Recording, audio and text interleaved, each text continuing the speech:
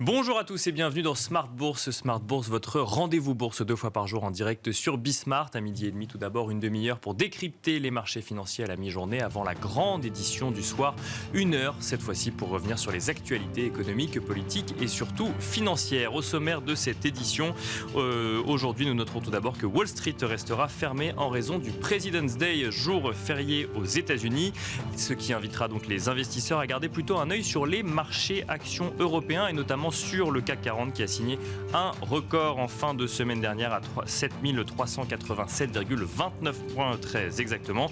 Nous en profiterons donc d'ailleurs dans un instant pour analyser l'évolution du DAX dans ce contexte porteur pour les marchés financiers européens. À noter que la semaine boursière sera pauvre en statistiques, même s'il faudra attendre vendredi pour découvrir l'indice PCE de l'inflation aux États-Unis. L'indice le plus suivi par la Fed en matière d'évolution des prix à la consommation, ce qui viendra apporter un éclairage supplémentaire sur la vitesse de désinflation aux États-Unis après la surprise des CPI la semaine dernière. Côté entreprise, on note également que 9 publications sont attendues cette semaine au sein du CAC 40, avec notamment Engie, Worldlight, Stellantis, Bouygues, Essilor, Luxottica ou encore Saint-Gobain. Nous y reviendrons dans un instant. Mais nous ferons aussi un focus sur les matières premières avec des cours qui reculent pour la majorité d'entre elles. On note par exemple que le palladium perd environ 12% depuis un mois, tandis que le zinc recule lui de plus de 7% sur la même période. Un mouvement qui n'exclut pas l'or et l'argent, tandis que le pétrole évolue lui aux alentours des $83 le baril de Brent et $77 pour le WTI. Nous tenterons de comprendre ensemble les facteurs explicatifs de ce recul avec Benjamin Louvet, directeur de la gestion matières premières chez Ophi Invest AM. Et enfin, nous commencerons comme d'habitude la semaine avec le plan de trading. Un plan de trading qui nous sera proposé dans un instant par Vincent Bois de chez IG, avec qui nous reviendrons sur les niveaux du S&P 500, du DAX bien sûr, mais aussi de la paire euro-dollar. A tout de suite.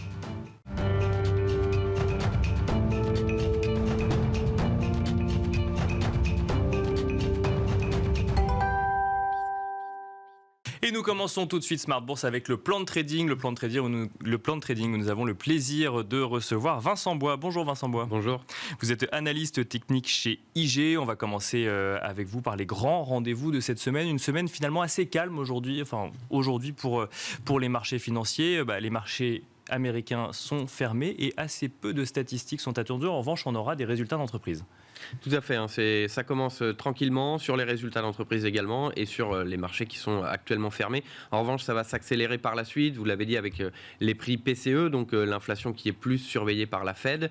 On a vu quand même que la semaine dernière, les IPC, indices des prix à la consommation, n'ont eu que peu d'effet, ou en tout cas les marchés l'ont vite effacé malgré des chiffres au-dessus du consensus. Donc on va voir si les PCE ont le même impact, puisqu'on attend une très légère baisse. On va voir si c'est au-dessus du consensus, si les marchés l'effacent rapidement ou non. Et puis, au-delà justement de l'inflation, on va regarder d'autres statistiques, les PMI en Europe ou aux États-Unis, qui pourraient nous montrer justement si le rebond de très court terme se poursuit.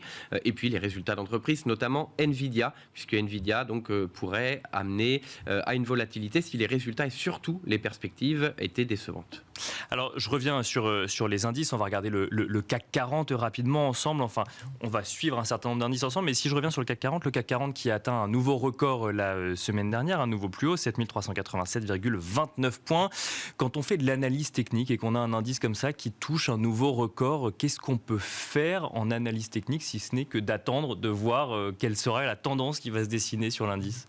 Alors, à la hausse, bien sûr, c'est vrai qu'au-delà des niveaux psychologiques ou d'aller chercher les extensions peut-être de Fibonacci, c'est un peu difficile de trouver des niveaux techniques. À la baisse, eh bien, il y a, sur le CAC, il y a les 7200 points, mais ici, pour valider justement d'aller au-delà d'un nouveau plus haut historique, ce serait le dépassement et un retour pour rebondir sur ce niveau. Voilà un peu ce qu'on regarde pour valider une tendance qui se poursuivrait au-delà du plus haut historique. Mais c'est vrai qu'on va naviguer à l'inconnu si le CAC, ou en tout cas si le prix du CAC ou le niveau du CAC est au-delà du plus haut historique, on navigue à l'inconnu pour le moment, surtout que les informations fondamentales ne disent pas tout à fait la même chose que l'évolution du prix. Alors le CAC 40 effectivement cache un autre indice, le DAX, et un intérêt tout particulier des investisseurs en ce moment pour les marchés européens. Est-ce que si on regarde d'un point de vue technique, on peut espérer que le DAX aille lui aussi toucher des plus hauts historiques?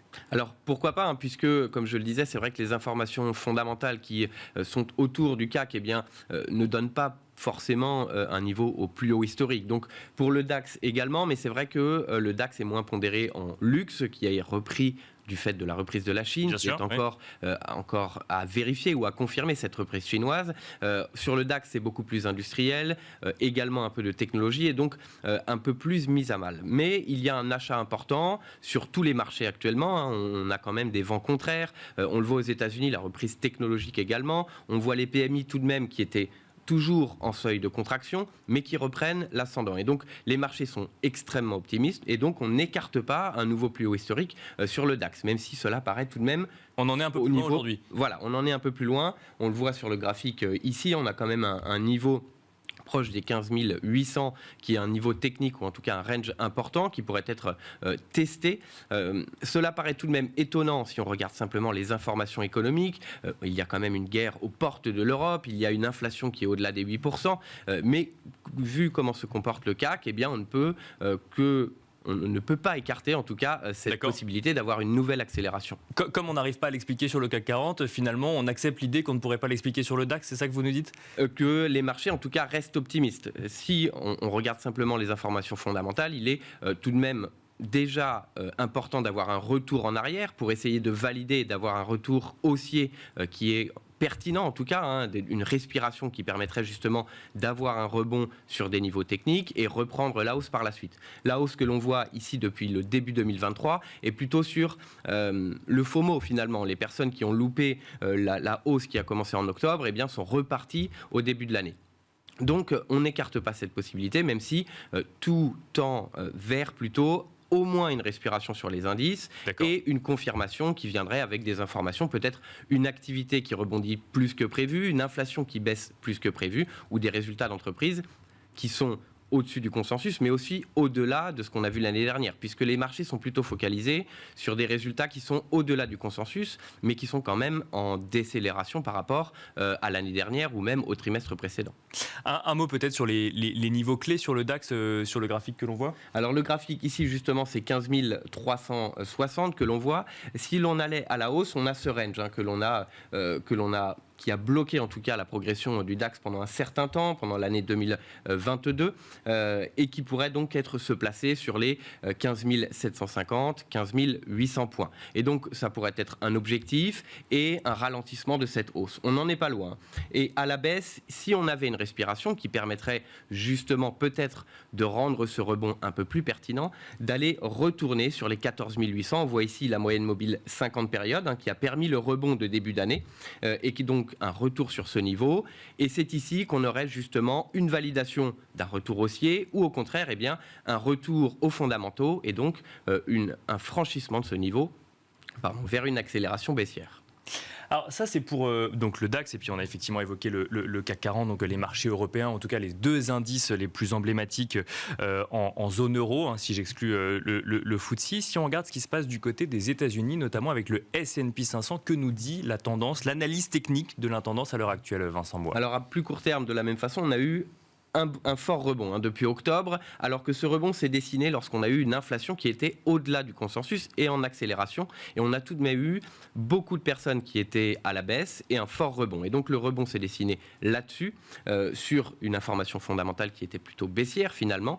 On a eu un retour haussier de la même façon qui s'est accéléré début janvier. Mais depuis plusieurs semaines, on le voit, le S&P comme le Dow Jones également qui évolue sans réelle tendance, qui évolue dans un range. Et donc, ce qui peut être synonyme justement que ce retour haussier pourrait être limité et donc que les marchés sont en hésitation. On commence à se dire que le rebond n'est pas forcément justifié par l'information fondamentale que nous avons au par ailleurs. Donc, c'est une hésitation.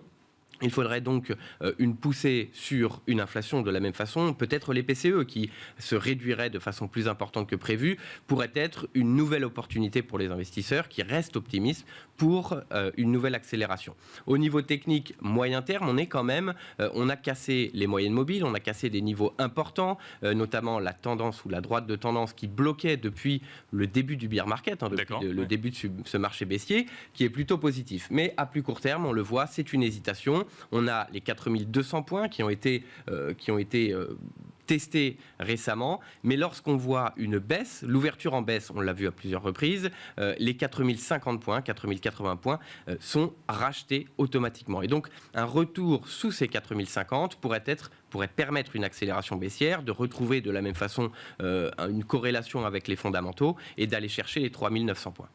Techniquement, quel niveau faudrait-il atteindre pour valider une tendance haussière ou un retour à une tendance haussière sur le S&P 500 ? Alors ici, dépasser les 4200 que l'on voit, en tout cas qui ont été testés à plusieurs reprises, qui est un niveau important, pourrait être justement synonyme en journalier de valider la tendance haussière. Les 4200 points pour moi, mais au niveau technique, cela pourrait valider une poursuite de la hausse, mais de la même façon, les informations fondamentales, les résultats des entreprises, l'évolution de l'inflation, le resserrement de la politique monétaire, toutes ces informations ne sont pas pour une poursuite de la hausse. Donc, cette hésitation que nous avons actuellement pourrait amener justement à un retour baissier, une première respiration, voire un retour baissier, parce que les risques sont toujours présents. Ça, c'était pour le S&P 500, ce qui nous amène effectivement à parler du contexte un peu plus global aux États-Unis. Et si on fait le lien entre l'Europe et les États-Unis avec la parité euro-dollar, qu'est-ce qu'on identifie, pareil, d'un point de vue technique, Vincent Bois ? Alors, de la même façon, on est venu sur le seuil des 1,1, on est revenu à la baisse. Les 1,08 est un niveau important. Il met en échec à plus court terme actuellement la paire de devises. Le dollar américain est plutôt baissier depuis un certain temps, depuis le début du rebond, puisque les investisseurs sont plutôt confiants. Ils ne se dirigent plus vers des valeurs refuges telles que le dollar ou d'autres valeurs refuges. D'ailleurs, il y en a une qui en profite, c'est bien sûr le cours de l'or. Ici, le cours du dollar américain, reprend un peu la hausse, très légèrement, est en train de repartir légèrement à la hausse, mais ne confirme pas un biais haussier. Pour autant, on le voit ici, il y a une barrière sur les 1,08 et donc pour moi, on peut revenir vers la baisse parce qu'on voit tout de même les taux obligataires qui progressent de façon, qui continuent de progresser malgré la hausse des marchés financiers, des indices en tout cas, et le dollar américain progresse également légèrement. Et donc, on pourrait voir, du fait d'une perspective d'un resserrement de la politique monétaire qui se poursuit, un retour haussier sur le dollar américain. Et donc, la paire de devises qui pourrait casser les 1,0650 et accélérer sa baisse. Pour moi, on pourrait revenir sur les plus bas niveaux que l'on a vus vers le mois d'octobre sur l'euro-dollar. En revanche, il faudrait une baisse importante probablement sur les indices. Bien sûr, c'était ma question, effectivement. Il y aurait un effet vase communicant avec les indices actions pour le coup. Tout à fait. C'est que les investisseurs verraient qu'effectivement, il y a encore des risques, que le resserrement de la politique monétaire n'est pas terminé. Et donc, un retour sur le dollar américain et donc un franchissement ici des 1,06 sur le dollar, sur l'euro-dollar, impliquerait probablement un retour baissier également sur les indices. Mais cela n'est pas encore le cas. Vous l'avez un petit peu mentionné, les niveaux techniques du coup à surveiller sur l'euro-dollar, c'est 1,06 à la hausse. Tout à fait, à la baisse, 1,06. Oui. Voilà, il faudrait clôturer au-delà des 1,08 pour tenter de revenir sur les 1,10 que l'on a vu ici au mois de février et qui a causé un retour baissier. À la baisse sous les 1,06 que l'on voit ici sur le plus bas récent pourrait amener à une accélération baissière et revenir sur les 1,0350 qui a servi de support en mai dernier 2022. Merci beaucoup Vincent Bois pour le plan de trading dans Smart Bourse à la mi-journée. Je rappelle que vous êtes analyste technique chez IG. Merci beaucoup. Merci. Et quant à nous, on se retrouve tout de suite pour la deuxième partie de Smart Bourse.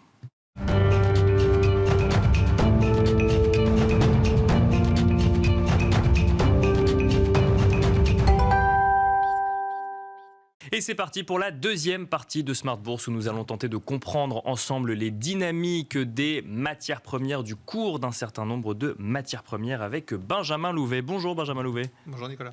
Vous êtes directeur de la gestion matières premières chez Ophi Invest AM. On voit un certain nombre de matières premières, du cours, du prix des matières premières reculer depuis environ un mois. On le voit effectivement avec le palladium, on le voit avec le zinc, on le voit avec le cuivre, on voit également que l'or ou l'argent dans des dans des proportions plus modérées, suivent la même tendance. Comment est-ce qu'on peut expliquer ce recul sur les matières premières depuis un mois? Qu'est-ce qui s'est passé mi-janvier, Benjamin Louvet?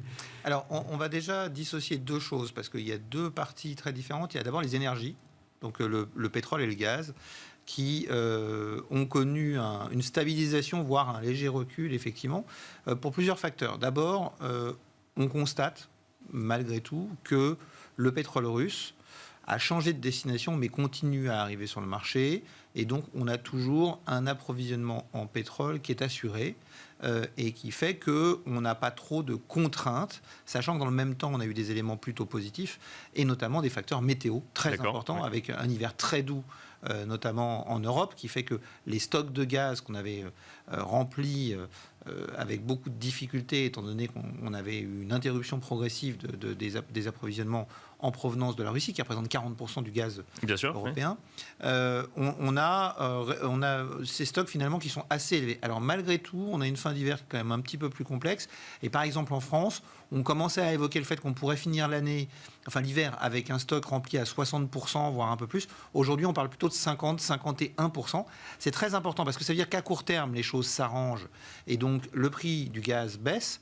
Mais ça veut dire aussi que si les stocks sont plus vides, l'hiver prochain va arriver, les questions vont se reposer de façon très critique parce que ce qui va être important en fait, ce sont deux choses. La première, c'est est-ce que la Chine redémarre? Si la Chine redémarre vraiment, on va avoir une contrainte sur la production énergétique globale qui va être compliquée à gérer parce que l'année dernière, on a bénéficié de ce ralentissement chinois qui a permis de récupérer une partie du gaz naturel liquéfié qui normalement partait vers la Chine. Si la Chine rouvre, il va y avoir une bataille pour ce gaz naturel liquéfié et donc probablement des cours qui pourraient se tendre très vite et très fort parce que rappelons que l'année dernière, on avait bénéficié d'un flux qui continuait à arriver de Russie qui s'est interrompu progressivement. Maintenant, on n'a plus de flux. Donc il faut travailler avec ce stock plus le gaz naturel liquéfié, parce qu'on ne construit pas des tuyaux pour ramener du gaz d'autre part, comme ça, du jour au lendemain. Donc ça va être relativement compliqué. Sur le pétrole... Donc si je vous suis juste sur le gaz, parce qu'on entend souvent comme facteur explicatif potentiellement d'un optimisme sur les marchés actions, justement cette idée que l'inquiétude sur les stocks de gaz est passée face à un hiver doux et à des stocks qui restent finalement assez conséquents aujourd'hui, mais ça ne fait que reporter l'inquiétude d'un an. Elle est passée pour le moment. L'Agence internationale à l'énergie l'avait dit bien avant le début de l'hiver, elle avait dit cet hiver va être difficile, l'hiver prochain sera encore plus dur.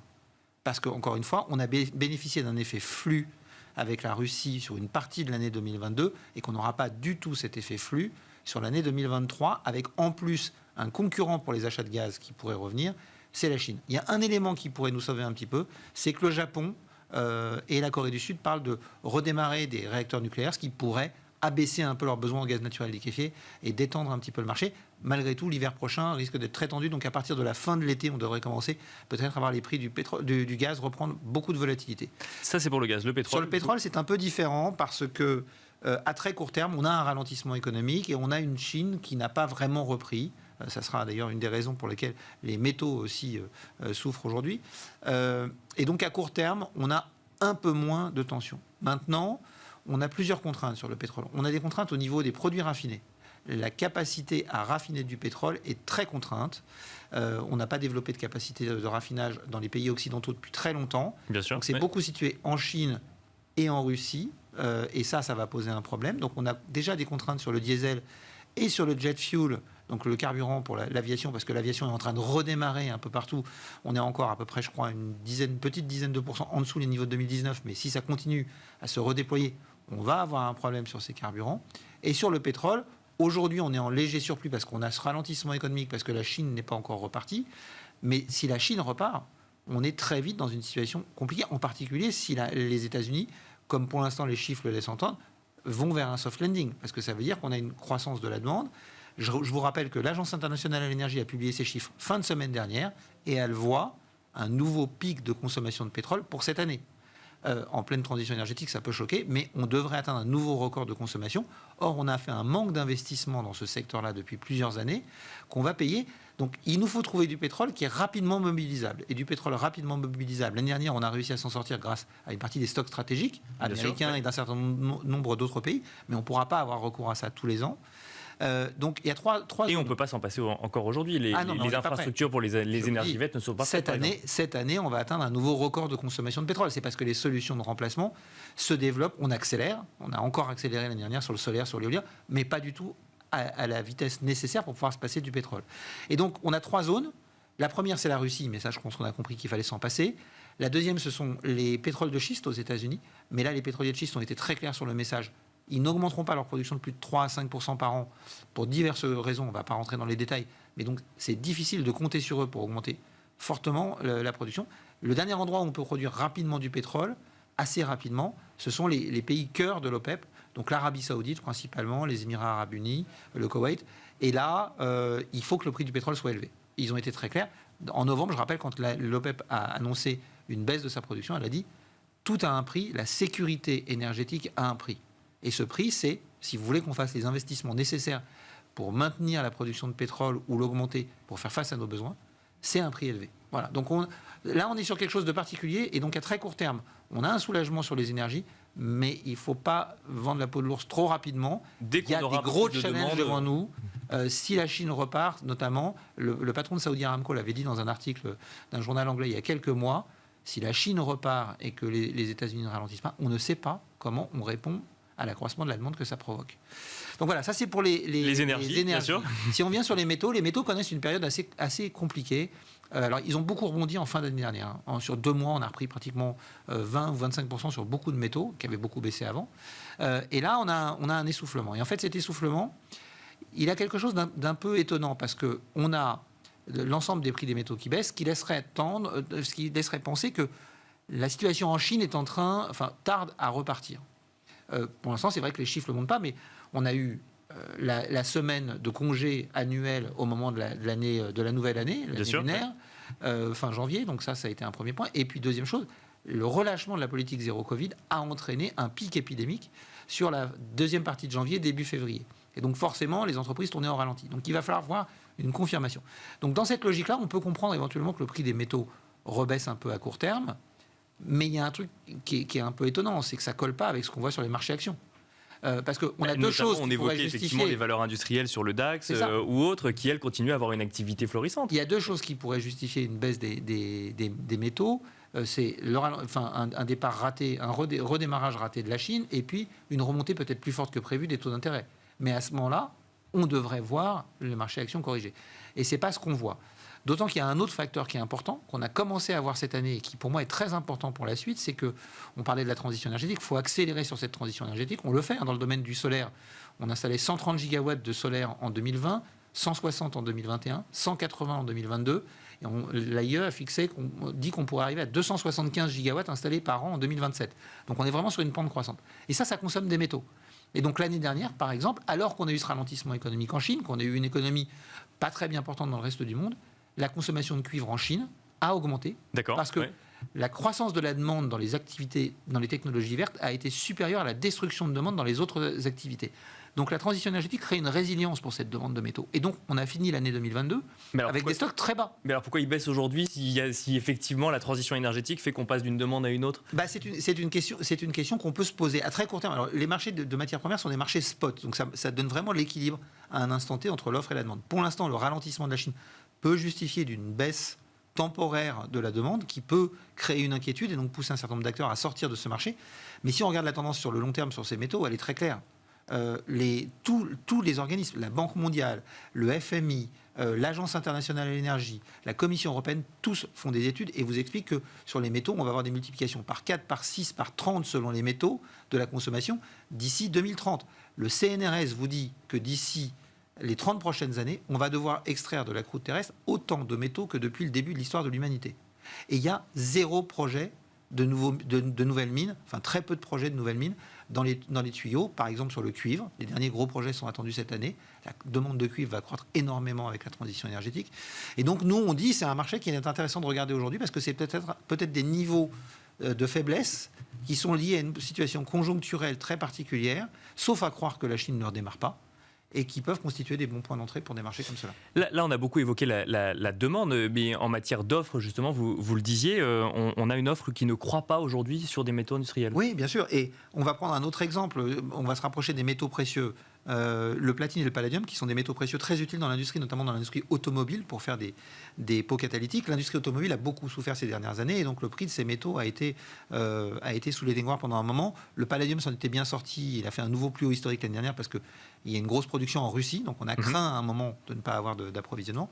Mais aujourd'hui, quand on regarde, une grosse partie de la production de platine, 80% de la production de platine vient d'Afrique du Sud, 40% de la production de palladium.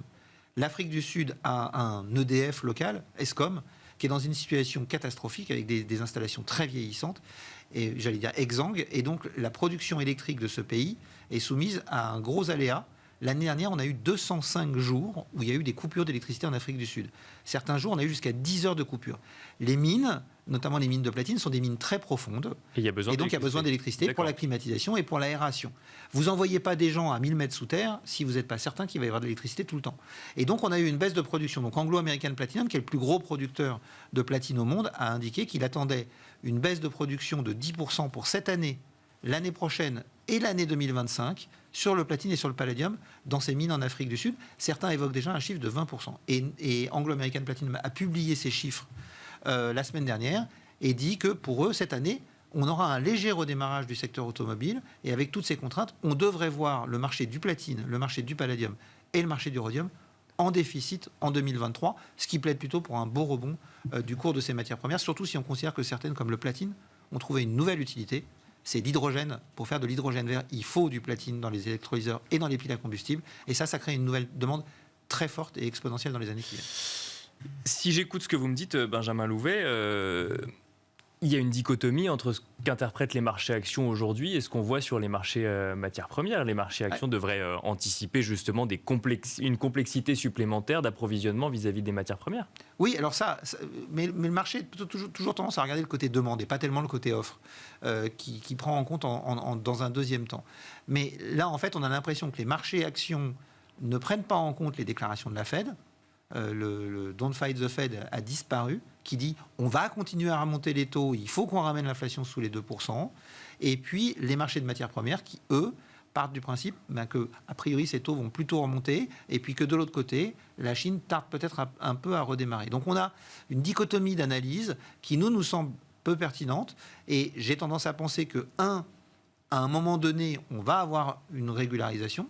Donc il y a un des deux marchés qui se trompe. Il y a un des deux marchés qui se trompe, manifestement. Alors, il y a des questions conjoncturelles qui peuvent justifier quand même une petite baisse des marchés de métaux, mais cette baisse, elle ne devrait pas être aussi forte que ça. Alors, on sait que sur ces marchés, il peut y avoir un peu plus de volatilité parce qu'ils sont un peu moins profonds que les marchés actions. Mais clairement, il y a une dichotomie qui est difficilement explicable. D'autant plus, je vous le disais, qu'on a cette résilience de la demande de métaux qui est justifiée par cette transition énergétique. Encore une fois, l'année dernière, sur le cuivre, la demande de cuivre en Chine a augmenté, mais aussi en Europe, mais aussi aux États-Unis, malgré la situation économique qu'on connaissait. Donc ça, c'est plutôt un facteur qui est très positif pour ces marchés. Et j'aurais plutôt tendance à penser que, je ne sais pas trop ce qui va se passer sur les marchés actions, c'est pas trop mon domaine, mais qu'effectivement, les marchés de métaux ont peut-être surréagi pour l'instant, sauf à considérer qu'effectivement, la Chine reste dans une situation très compliquée pour plusieurs mois. Merci beaucoup Benjamin Louvet d'être venu dans Smart Bourse à la mi-journée. Je rappelle que vous êtes directeur de la gestion matières premières chez Ophi Invest AM. Merci beaucoup. Merci à vous. Merci à vous également de nous avoir suivis, d'avoir suivi donc Smart Bourse à la mi-journée. Je vous invite à retrouver le replay de l'émission sur bismart.fr et ainsi qu'à retrouver le podcast de l'émission sur toutes les plateformes de podcast. Et on se retrouve ce soir à 17h.